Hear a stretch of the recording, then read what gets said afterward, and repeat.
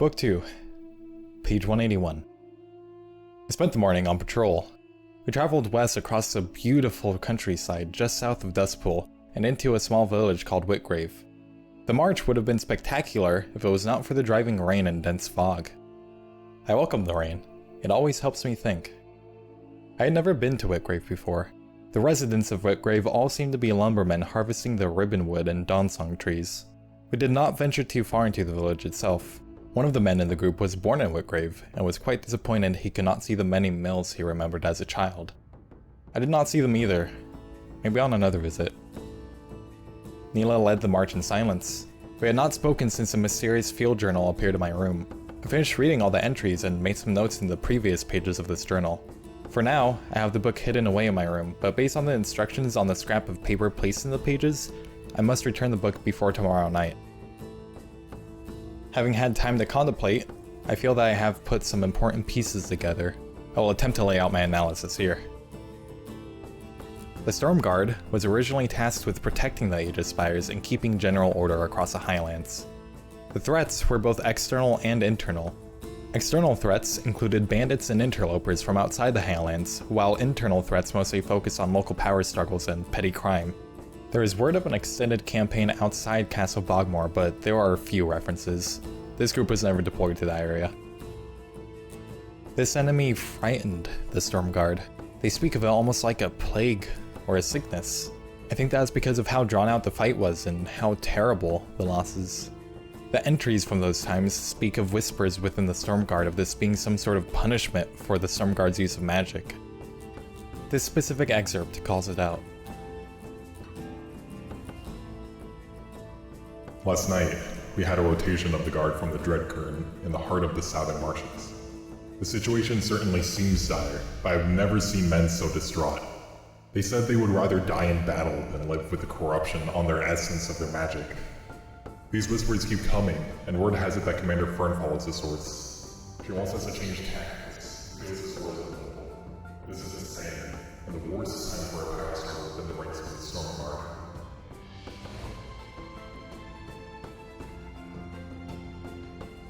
It seems like the owner of this journal, sadly the first many pages have been removed so I cannot tell who they were, was very skeptical of this idea.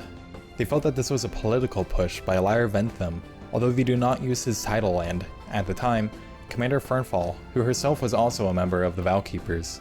The Vowkeepers are mentioned by name several times, but it seems they had much less influence at the time than the history books I have read. These notes indicate that over the course of several seasons of battle, the Bogmore Collective was put under incredible pressure, and even with the support of the Long Watch Protectorate, it took an entire 5-hand alliance to end the threat. It is surprising how much effort went into obscuring details on this actual enemy. It seems deliberately vague, even in these personal notes. The field notes continue on to discuss how after switching tactics away from the use of magic, the Stormguard was miraculously able to defeat this unknown enemy rather quickly. This allowed Commander Fernfall to rise in the ranks all the way to General. I've never seen her titled this way, because in all the historical references I've seen before, there's no mention of the Stormguard at all.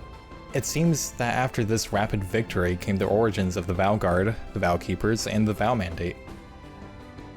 It is common knowledge, taught to every Vowkeeper initiate, that in the aftermath of those battles, the modern Vowkeeper movement was born in the creation and enforcement of the Vowkeeper Mandate. The story speaks of Lyra Ventham, the Awoken, having a divine realization of contemplation of the stories in the ancient Vow of Honor texts. It all seems very wondrous, and appears that in time of total chaos, dismay, and strife, it was the Vowkeepers who brought order and honor to the Highlands. Few, if any, of the details I have listed above were ever in any record or teaching I have found. I understand what I am about to put down on paper and the consequences of such thoughts, but I cannot escape where these facts are leading me. While I do not question the faithfulness of Ventham the Awoken, it is clear that this group of Stormguard surely did. I must admit, in my studies of the Vow Mandate, I have always had a few questions. I spent too many late nights searching for an original copy of the Vow Mandate itself to understand that none exist. There's not a single original copy in the Vowkeeper library in Fort Halcyon, and after several long correspondences with Banehelm, it appears they do not have a copy either.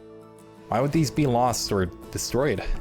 It means the only official records of this incredibly important set of laws is secondhand, and only found in Vowkeeper authored books. The actual mandate itself also has a few puzzling lines. As a doctrine, it seems oddly non-specific in places.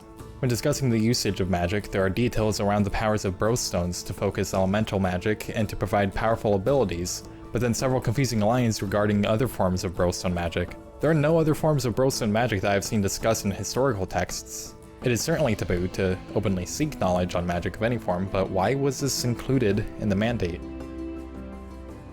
Too many questions left to answer, and I still have more to do tonight. I can only imagine what Nila must know, but I still do not understand why she wanted to show this to me. I fear that the more answers I uncover, the more questions I will find below.